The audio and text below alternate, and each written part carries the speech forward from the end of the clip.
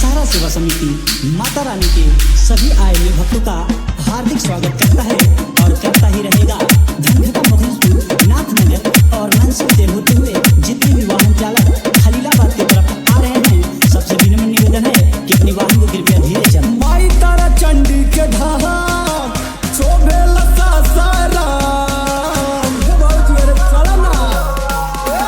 माई तारा चंडी के धाम शोभे लता सारा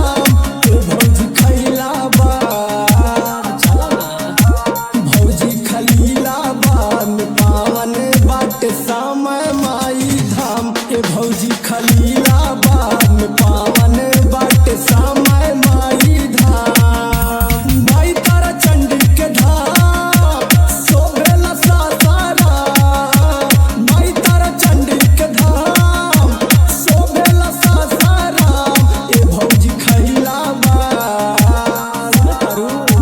भौजी खलीलाबाद में पावन बाटे समय माई धाम भौजी खलीलाबाद में पावन बाटे समय माई धाम। समय माता की गेट के सामने किसी का बच्चा रोता हुआ मिला है जो अपने पिता का नाम संतोष पागल, माता का नाम तनेज झा और चाचा का नाम अशोक सिंह बता रहा है। तो अगर आपके कानों तक हमारी आवाज पहुंच रही है तो समय माँ के पंडाल में आए और अपने बच्चे को लेकर जाएं तथा अपने सामान की सुरक्षा स्वयं करें। जय माता दी। बाड़ी बभनौली में वो बा भवानी इसमें जंगल बुढ़िया माई हो चला जहाँ सब मुराद आ जाए भौजी सरपुरही देवी गोरखपुर बसेली जय बुझे गोद भरी जाई हो विंध्याचल के विंध्यवासिनी माई पटना के पटन देवी धाम जौनपुर के शीतला भवानी कमरू कामाख्या के धाम ए भौजी खलीलाबाद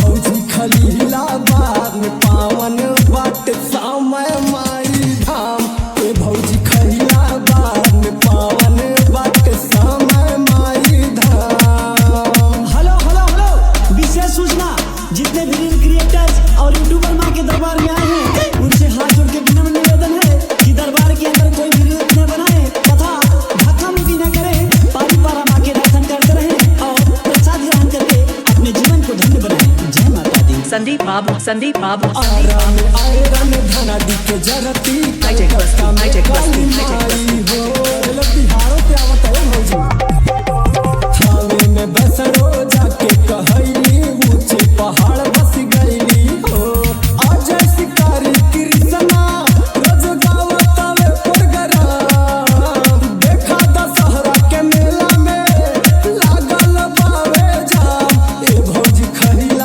खलीलाबाद भौजी खलीलाबाद में पावन बाटे समय माई धाम ए भौजी खलीलाबाद में पावन बाटे समय माई धाम। संदीप मिक्सिंग पॉइंट बस्ती 99 19 08 88 21।